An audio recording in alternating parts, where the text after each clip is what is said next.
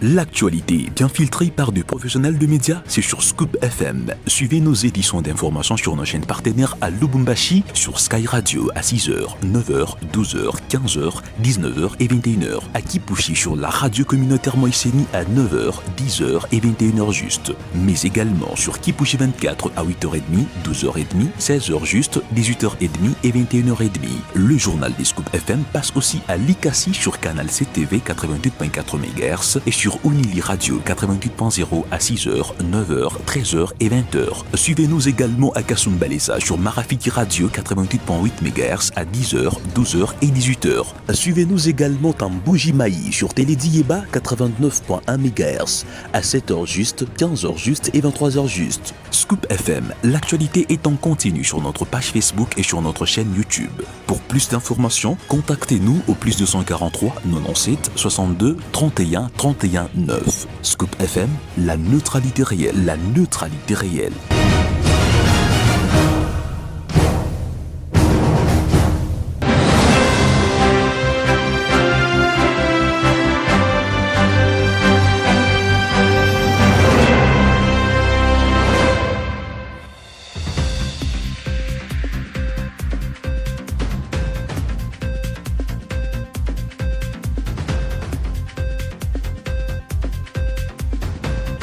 Mesdames et messieurs, bienvenue dans ce journal radio sur Scoop FM. C'est Priscilla Manjola à la présentation, préparée sous la supervision de Christian Mouchampa.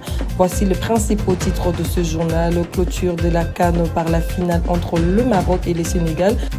Le président Félix Tshisekedi est à Davos pour la 56e réunion du Forum économique mondial. Voici le grand titre de ce journal. Merci pour votre fidélité à Scoop FM.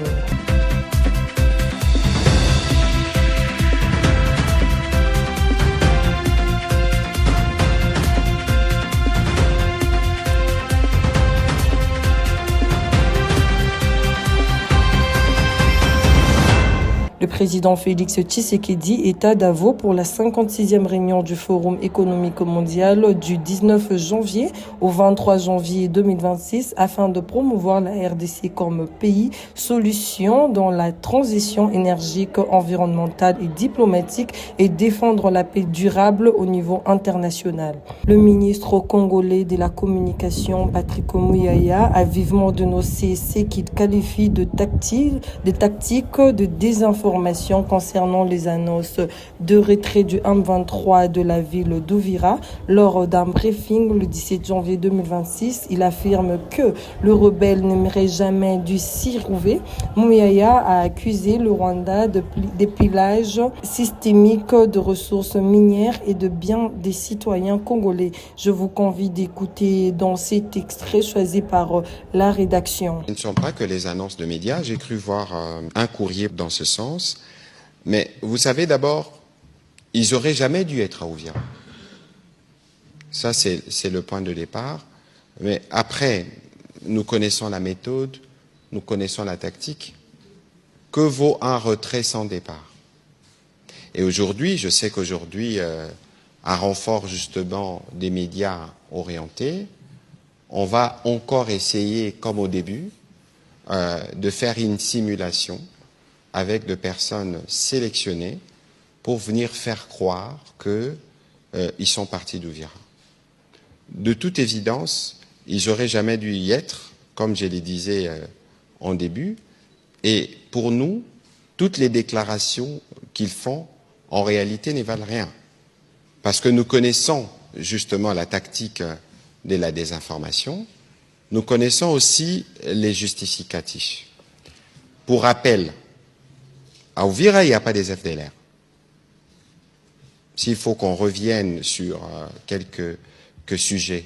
Kasumbalesa, présentation ce lundi 19 janvier 2026 de deux groupes de présumés bandits au ministère provincial de l'Intérieur et Sécurité, Jean-Jacques Kashiba Tambo, en mission de service après une réunion de sécurité présidée à la mairie de Kasumbalesa. Présentation ce lundi 19 janvier 2026 de deux groupes de présumés bandits devant les ministres provinciaux de l'Intérieur et Sécurité, Jean-Jacques Kashiba Tambo, en mission de service à Kasumbalesa. Le premier groupe, constitué de Kitengengoyi et Mbouyi Kalala Yannick, s'est spécialisé dans les vols et extorsions des biens des populations, dont le dernier cas en date est celui du quartier Meleki, a dit l'un des responsables des services urbains de sécurité. Le deuxième groupe, composé de plus ou moins 5 jeunes présumés bandits, ont été appréhendés par les services de sécurité en pleine opération de vol, comme le souligne un inspecteur de police judiciaire. Nous représentons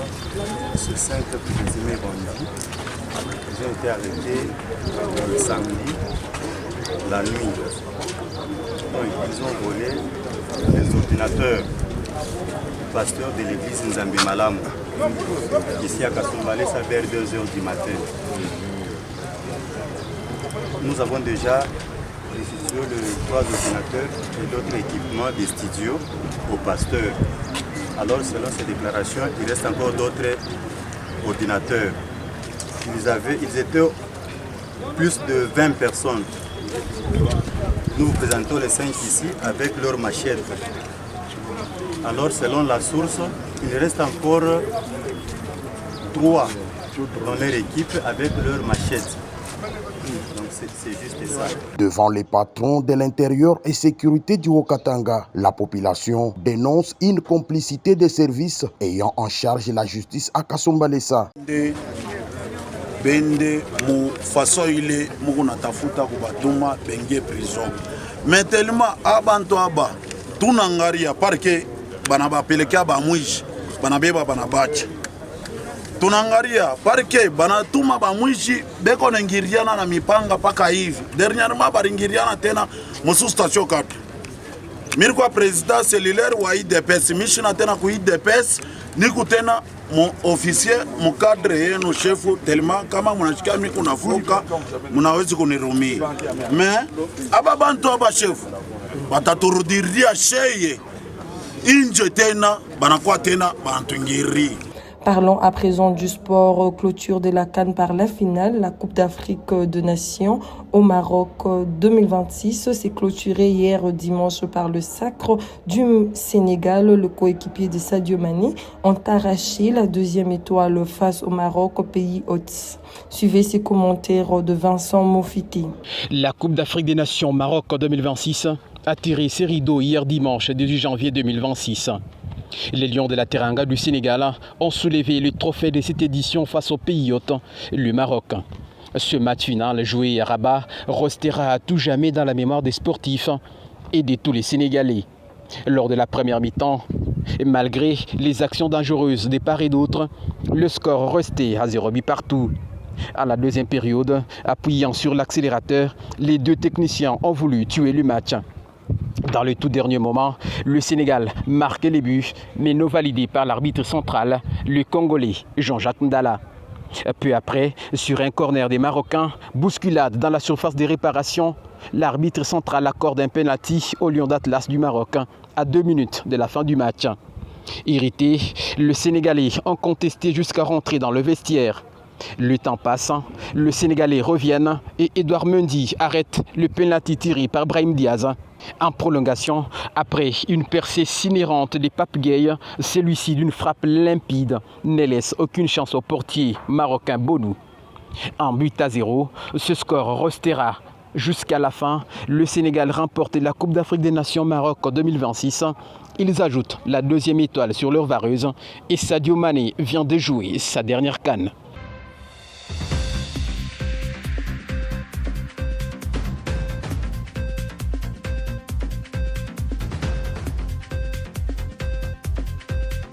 C'est la fin de ce journal, mais avant, voici le rappel sur le grand titre de ce journal. Clôture de la CAN par la finale entre le Maroc et le Sénégal. Le président Félix Tshisekedi est à Davos pour la 56e réunion du Forum économique mondial. Merci de nous avoir suivis sur Scoop FM. C'était Priscilla Manjola à la présentation. Pour le reste, portez-vous bien. Je vous dis à très bientôt.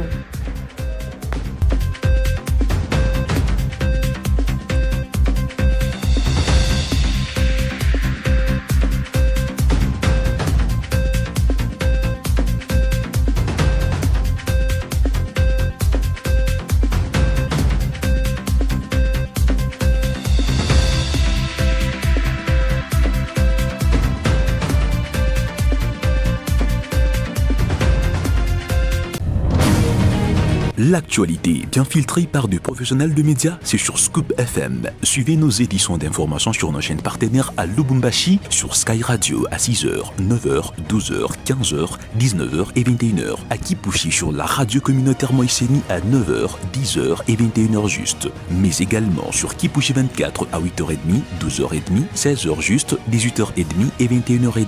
Le journal des Scoop FM passe aussi à Likasi sur Canal CTV 88.4 MHz et sur Unili Radio 88.0 à 6h, 9h, 13h et 20h. Suivez-nous également à Kasumbalesa sur Marafiti Radio 88.8 MHz à 10h, 12h et 18h. Suivez-nous également en Bougimaï sur Télédiéba 89.1 MHz à 7h juste, 15h juste et 23h juste. Scoop FM, l'actualité est en continu sur notre page Facebook et sur notre chaîne YouTube. Pour plus d'informations, contactez-nous au +243 97 62 31 31 9. Scoop FM, la neutralité réelle, la neutralité réelle.